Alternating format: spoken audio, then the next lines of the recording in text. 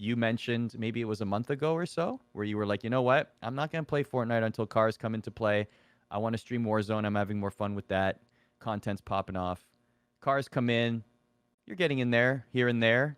But I want to know where your head is at with Fortnite and streaming and just content in general lately. How much are you enjoying it? How much of it is just a career necessity for you right now? So the Fortnite situation is pretty it's pretty upsetting for me personally. The game is still doing really well, and a lot of people are playing it, and a lot of people are still streaming and watching it. However, the Twitch audience has very much shifted towards just mainly focusing on like the competitive stuff. So a lot of the viewership will spike during competitive events and tournaments. And when those are not happening, it's a little bit of a weird spot because getting a squad of like, Nick Merck, Cypher, Ninja, Courage, like those type of content squads and just playing squads together, going for, kills, going for trick shots, doing that kind of stuff has kind of faded. People are still doing it every once in a while, but it doesn't have the same magic because the game has changed a lot to the point where you're not getting as much action or as much clip worthy moments, for example, when you're playing Fortnite these days. The lobbies are dying out really fast and you don't get as much engagement in a single match. So it makes it hard to stream the game casually. Now, if I was a competitive pro player, I could stream my scrims and I could stream the tournaments, and that's exciting and that's next level. But I've kind of shifted away from competitive for a long time now, and that has not been my focus. My focus has been purely content for a while. So, from just a content guy's perspective, after a couple hours of Fortnite, I've recorded my videos for the day. I've covered the patch of the week, and I have the content that I need. And then at that point, I'm just playing for fun, and the fun is just not as enjoyable when there's not as much action, especially when other games like Warzone and Hyperscape are making it happen. They're making the action happen. These are battle royales where you can fight dozens of people in one game. Everyone on your party could have 10, 15, 20 kills, and it's not even about like wanting to fight easy players. It's not that Fortnite players have gotten so good that it's impossible.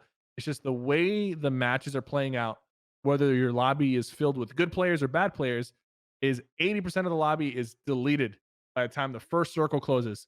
And that doesn't Mm. happen in any other BR that I've played this past couple years. Fortnite is the best at having the entire lobby die out in the first 5 minutes, and that makes it less enjoyable because you're not going to get as many fights uh, throughout that match, and there's a lot of time just spent walking around compared to other games which have nonstop action. Even Fall Guys has more action. If you if you don't get eliminated, you're constantly engaged in a round by round by round until the very end.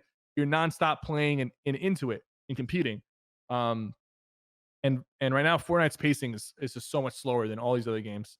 Makes it hard to stream from a casual perspective when there's nothing on the line. Because like if you're competing, you're playing in a tournament, there's money on the line. There's other big names you're fighting off against. There's risk reward. So that's exciting regardless of the pacing. But when you're just trying to play casually, like people used to play casually, that's not as interesting. How much do you miss competitive? Competitive Fortnite, I don't really miss competitive Fortnite. I miss competing just in general. And I've, been getting that fix in the, Warzone rivals, the Hyperscape rivals, which I'm playing in a couple hours, and different tournaments like online tournaments that people are doing. But competitive Fortnite has always been very tough just because of the fact that uh, you really have to dedicate a lot to competitive Fortnite to be successful at it. Like you have to dedicate, like any competitive game, obviously, but Fortnite required even next level determination. And then on top of that, for somebody like me who lives in Texas, I've got mediocre connection to both East and West Coast.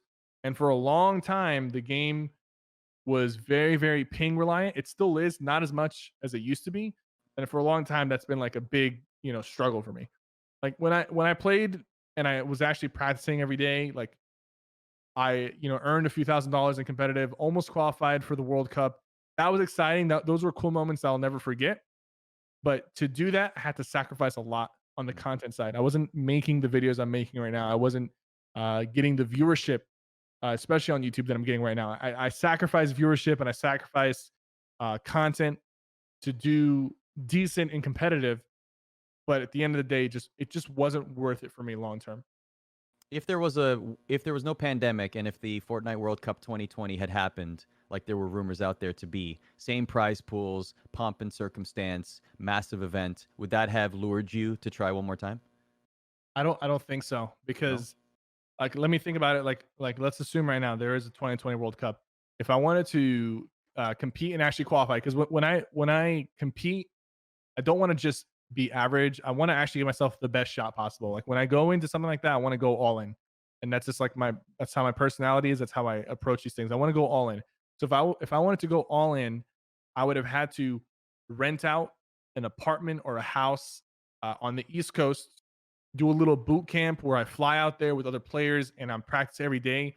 The stream hours would be a lot less because I'd be practicing strategy and rotations off stream. I would be, trying out different players to see if there's like a duo or trio aspect to it.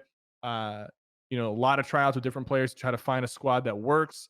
Um, I'd be doing, scrims every single night, which doesn't produce content that's worthy of YouTube.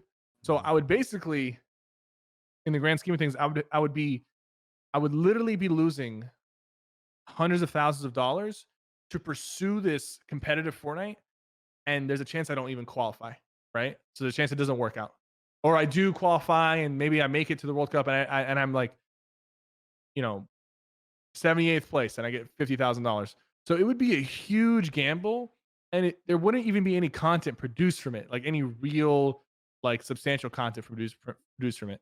So it would be that's just not a risk that I want to take right now, especially like I'm 24. I'm not saying that I'm too old to compete, but when you look at the Fortnite demographic, the EU FNCS just happened. I know I'm mentioning EU because this is just a stat that I know about them. The oldest player to qualify for the solo FNCS on EU is 20. That's the oldest player. No one above 20 Wow. qualified. So that it's not for me.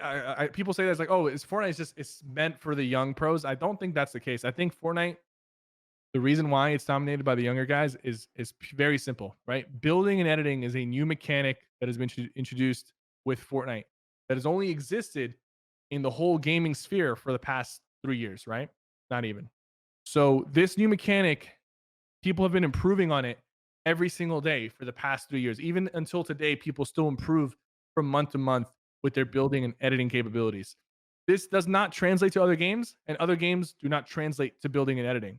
So, in order for you to have become one of the best Fortnite players, you have to either be a streamer who plays the game every single day, like I did, or a younger kid who doesn't have the responsibilities of a job, school, or any of that stuff holding you back to be able to dedicate 8 hours a day to perfect this mechanic of building and editing, which is a core part of Fortnite. You're a CS:GO pro, best player in the world in CS:GO, and you go over to Fortnite. Sure, your aim will be good, but your building and editing will be zero. Like you have to start over from the beginning, and that's what separates the good Fortnite players from the greats and the top. So that's something that in just the past 3 years you've had to dedicate that much time. And usually people who can dedicate that much time, like I said, are streamers or younger guys who don't have the responsibilities to go after other things besides just gaming.